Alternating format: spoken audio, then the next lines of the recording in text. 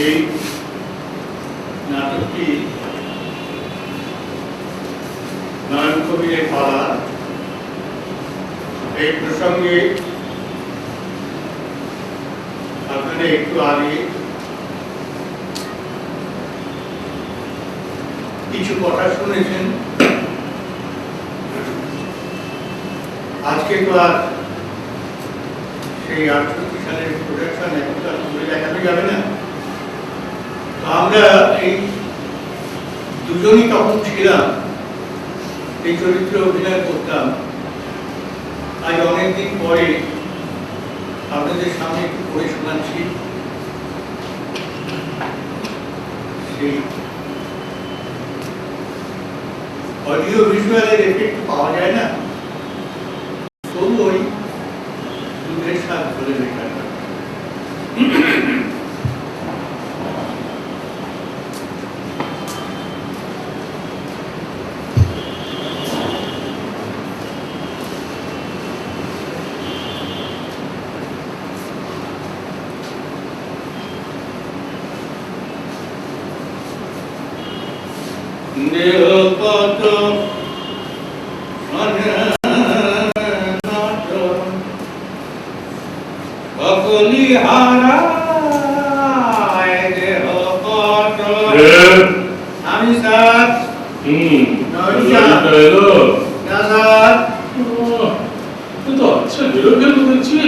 দেখুন সারা ড্রাইভার কোথায় মাল পাল টেনে পড়ে রয়েছে। তাহলে কি স্যার এখন তাহলে কি করবে কি স্যার? বেড়ান না ভাইয়া? না স্যার, বলছিলাম কি এরকম অপেক্ষা করার মধ্যে কেমন একটা ইয়ে মতো উত্তেজনা আছে তো। এখানে কেউ কোথাও নেই, মনে হচ্ছে না যে অনেক দিন পরে গোটা মঞ্চটা হঠাৎ সত্যি হাতের মুঠো এসে পড়েছে। দেখুন স্যার, আমরা হয়ে নিয়ে স্টেজ শিল্প, মঞ্চ সাজাতে সাজাতে জীবন যাবে। আমাদের তো একটি পাঠ পাঠ দেবে না থিয়েটারে। তাই বলছিলাম স্যার, এই সুযোগে একটু খেললে হতো না? হ্যাঁ খেল? হ্যাঁ হ্যাঁ, এই ফাঁকা মাঠে। হ্যাঁ ফাঁকা মাঠ কোথায় দেখছেন স্যার? ওই খালি চেয়ার গুলো কিছুক্ষণ আগেও তো কত অসংখ্য লোক বসেছিল, এখনো তাদের গরম ছোঁয়া লেগে রয়েছে। আরে ভেবে নিলেই তো হলো, ওগুলোর এখনো একটাও খালি হয়নি। ভেবে নিলে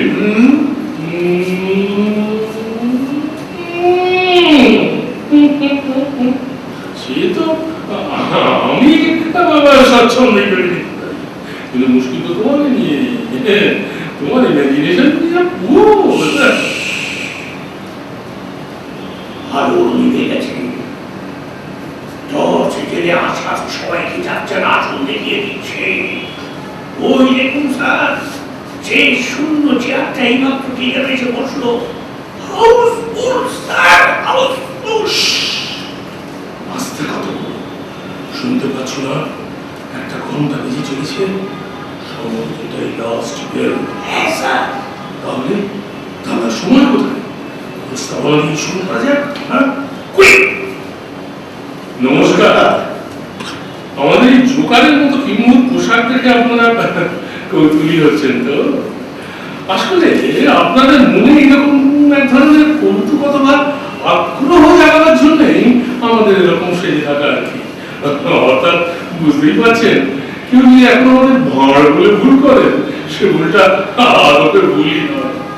সমবেত দর্শক বৃন্দ, আমাদের আচরণে অথবা সম্ভাষণে আপনারা যদি পূর্ববর্তী নাটকে মহৎ এবং ধ্রুপদী গাম্ভীর্য খুঁজে না পান, তাহলে অবাধ্যদের দোষ নেবেন না, কেননা সেসবের সঙ্গে আমাদের কোনো যোগই নেই। অবশ্য একেবারে যোগ নেই বললে ভুল হবে, কারণ কারণ ভাগ্যক্রমে সে নাটকের শেষ দৃশ্য ছিল একটি সার্কাসের পটভূমিতে তৈরি, এবং বহুদিন পর নিতান্ত দুই গৌণ ভাঁড়ের চরিত্রই ছিল এই দুই অভাবনের যাবতীয় কথা। বহু কষ্টে বহু সময় ধরে এই সাদামাটা ফাঁকা মঞ্চটাকে কবরখানা, হাসপাতাল এবং পরিশেষে একটা আশ্চর্য দাম বানানোই ছিল আমাদের আসল কাজ। বহু কষ্টে বহু সময় ধরে কবরখানা, হাসপাতাল এবং সেই আশ্চর্য আবু ভেঙে নেড়া মঞ্চ বানাতে এখন আমাদের ছোট দিকে পারত। একটা গাড়ি প্রতিদিন বাইরে আমাদের জন্য অপেক্ষা করে থাকে। স্তূপের মতো এই দৃশ্যপটগুলোকে সেটাতে তুলে না দেওয়া পর্যন্ত আমাদের ছুটি নেই। হ্যাঁ, এই সেই গাড়িটা আসতে একদিন দেরি হয়। সুতরাং মাননীয় দর্শকগণ, মনে হচ্ছে যে পাকা আপেলের মতো গোলগাল কিছুটা সময় কে যেন আমাদের হাতের মুঠোয় ছুঁড়ে দিয়েছে। অনুমতি পেলে সুধীজন সান্নিধ্যে তাতে দাঁত না বসিয়ে একটু লোফালুফি খেলতে পারি। ধন্যবাদ, ধন্যবাদ, ধন্যবাদ। কিন্তু কিন্তু আমরা এই সেনা ওই নীতিরাম সর্দার হচ্ছে, ঢাল নেই, তরল নেই, পোশাক নেই, মঞ্চ নেই। কোন তৃতীয় শ্রেণীর নাট্যকারের প্রথম নাটকটিও যেহেতু আমাদের হাতে নেই, সুতরাং বুঝতেই পারছেন সেরকম কিছু একটা করতে গেলে প্রথমে একটা গল্প চাই।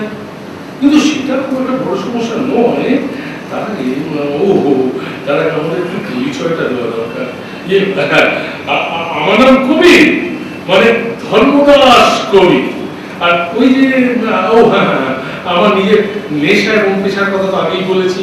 আর ওই যে রোগাপটটা ছোটটাকে দেখছেন, ওর নাম নাম বলো। আগে নয়নচন্দ প্রামাণিক, বাপের নাম বিদ্যেধর প্রামাণিক, ঠাকুরদা বুদ্ধিরত্ন প্রামাণিক। অথচ আপনারা আমাকে দেখতে পাবেন জমিতে মধ্যে ছিঁড়ে মোড়ানোর মঙ্গলে নেই। তবু এই কাহিনী বানানোর ব্যাপারটা কিন্তু আমি নয়ন স্যারের উপরে ছেড়ে দিতে চাই। কেননা আমার জীবনকে জানেন তো আলাদা একটি স্টোরি, তার কিন্তু কোনো নাটক হবে না। তাই মাননীয় দর্শকদের কাছে পরিবেশনের উপযোগী একটা গল্প পাবো জীবনের স্যার। সেরকম যদি কিছু ঘটে থাকে তাহলে ভাববো কি স্যার, বলবো বলুন, সেটা বলতো অনেক একটা যে কোনো একটা তখন সেই উৎকবল ডাকুশি আমার হাতে আকস্মিক কামড় বসাতে যেতেই আমি মুক্ত কচ্ছ ঘোড়াটার লাগামে দিলাম এক টান, আর সঙ্গে সঙ্গে তার চিকন পিঠের ধার ঘেঁষে দুটো আশ্চর্য ডানা বেরোলো, তাই দিয়ে বাতাসে ভেঙে ভেঙে ভেঙে ভেঙে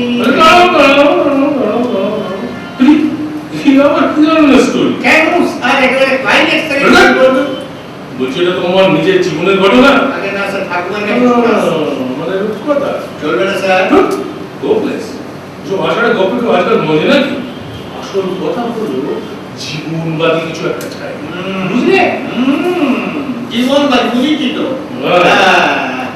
জীবনবাদী হ্যাঁ, মনে পড়েছে স্যার, মনে পড়েছে। তখন ধরুন আমার বয়স 15 না 15 না 16 না 15 বছর কয়েক মাস হবে আর কি। হ্যাঁ, বুকে তখন সবে গোটা উঠতে শুরু করেছে, চিনতে গুনতে নাকের তলায় পাতলা রেশমের মতো নয় গোপে আওয়াজ, আর ভোরটা জীবনের পানি পানি বর্ণনা চাইনি কি হয়েছিল তাই গল্পটা। ছেলেটা তখন একটা মেয়েকে ভালোবাসতো, হ্যাঁ, তাই মেয়েটাও বাসতো। আচ্ছা, ছেলেটার চাকরি হলো না, কিন্তু মেয়েটির চাকরি হলো, তাই সংসার হলো। ছেলেটির চাকরি হলো না, কিন্তু খরচ বাড়লো, তাই দেনা হলো। ছেলেটির চাকরি হলো না, কিন্তু দেনা বাড়লো, তাই ইজ্জত গেল। ছেলেটি বাবা হলো, কিন্তু মেয়েটি মা হলো, তাই দেনা হলো। না মানে বুঝলেন তো, বাপি টাকায় না দুজনে একদিন ভালো মতো খেয়ে ওই লেগে চলে ঝাঁপিয়ে পড়ে ডুবে শেষ হয়ে এটা তোমার নিজের জীবনের ঘটনা? এটা তোমার নিজের জীবনের ঘটনা? না স্যার, এটা আমার এক বন্ধুর জীবনের ঘটনা। আরে বন্ধুর জীবনটা কি আগে বলেছে গল্পটা মনে শুনতেন, মধ্যযুগীয় ভাববাদী, মোস্ট কনভেনশনাল, এক কথায় একবার। আর তাছাড়া ভূষণে যে রগরগে করা গেলেও ফিমেল ক্যারেক্টার, তোমাকে দিয়ে কোনো রকমের কাজ চললেও মেয়ে সাথে জিনিসপত্র ওদের পাল্টা পাল্টা কুইক হয়েছে। বল। নদীর পাড়ে, বনের ধারে, গাছের তলায় লেখতে বসেছে। আচ্ছা, রমলা নামটা বলে ফেললাম। জানি না কি রমলার আসার কথা ছিল, শীত তখন প্রায় শেষ, গাছের পাতাগুলো তখন টুকটুক টুকটুক করে বসে বসে পড়ছে। বর্ণনা নয় স্যার, বর্ণনা নয়, ওটাই গল্প। আর একটু শুনুন না। তারপর দেখি সেই শুকনো পাতা ভেঙে ভেঙে ভেঙে ভেঙে শোনা গেল কে যেন আসছে। সে কি এলো, সে কি এলো, চোখ বুঝে শুনছি আমার কানের কাছে মৃদু মৃদু নিঃশ্বাস, তারপরে খুঁজে পড়লো টান। ঘর ফিরিয়ে চোখ খুলতে দেখি স্যার একটা আরে ফিমেল ক্যারেক্টারই পাওয়া যাচ্ছে না তো, এর মধ্যে আবার একটা শুয়োর নিয়ে এলে। আরে আমি এনেছিল নাকি স্যার, ও তো নিয়ে এনেছিল। নেহাত নিয়ামত না এসে বললে কোনো কিছু ভাবো কেন স্যার? দেখো তোমাকে দিয়ে ফিমেল অ্যাক্টিং সম্ভব হলেও ও শুয়োরের পাঠ বলানো অসম্ভব, তার জন্য আর একটু বলিষ্ঠতা লাগে। আর তাছাড়া যদি সম্ভব হয় তো ধরো ইয়ে কি বলে, আমি বললাম তোমার পাঠ আর তুমি শুয়োর, কিন্তু নিয়ামক দেখতে পাচ্ছ একটা বলতে আমরা দুজন, আর গপ্পে তুমি চরিত্র খারাপ হলে তিনটে। সে কথা আগে বলবেন তো। এবার তো বুঝতে পেরেছি। কি বুঝেছো? 1 নম্বর চরিত্র দুটি, 2 নম্বর নারী ভর্তি, 3 নম্বর হচ্ছে 3 নম্বরটা কি? না বুঝে পেরেছি, ওই তো জীবনবাদী হওয়া আবশ্যক। আর 4 নম্বর কি আছে? আমি যদি তোমাকে সব কথা বলে দিই তো তুমি নিজে বুঝলে নাকি? হ্যাঁ যাকে যাক, যে পর্যন্ত বুঝেছো তাই নিয়ে শুরু করো। সারা পোকারা করতে কাল ঘাম ছুটে গেল, অভিনয় করো। এই পকেট থেকে আমার ওটা কি বের করছো? হ্যাঁ ওই একটা পকেট ডায়েরি। জীবনে যা কিছু ঘটেছে না, সেগুলো ছোটখাটো দিয়ে একটা পয়েন্টে পয়েন্টে ধরে রেখেছিলাম স্যার, ভেবেছিলাম প্রত্যেকটা নিয়ে না যা কিছু একটা লিখ হলো। তো ওই আগেরটা নিয়ে তুমি একটা ইন্টারেস্টিং গল্প হতে পারে।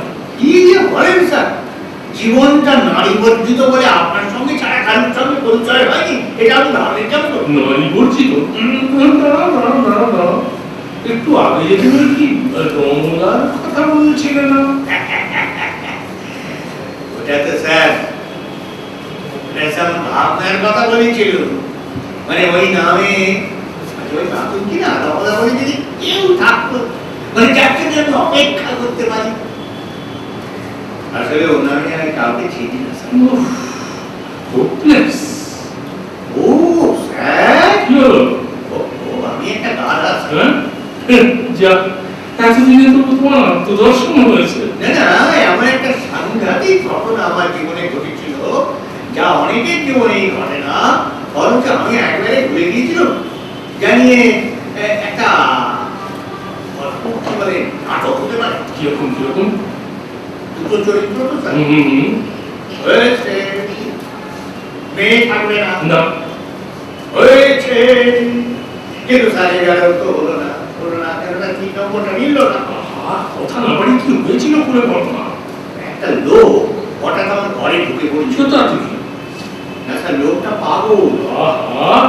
ঘটনাটা কেউ খুলে না বললে সে লোকটা পাগল না তুমি পাগল বুঝবো কি করে? একই কথা স্যার, পাগলের কথাবার্তা কি আপনার ওই 3 নম্বর জীবনবাদী শর্তের সঙ্গে মেলে? আরে মেলে খুব মেলে। আসলে ব্যাপারটা খুব কম মেলে, বিতর্কিত। তুমি বলে যাও। লোকটা স্যার এই যে বললো আমি তোমার বাবা, কারণ পারি না আমি এখনো কি দেখলেন স্যার, সব শুনলে তো আপনার গা শিউরে উঠবে। আমার বাবা তো তার অনেক আগে মরে গিয়েছিলেন। ইন্টারেস্টিং। এসবটা রহস্যের গন্ধ পাওয়া যাচ্ছে।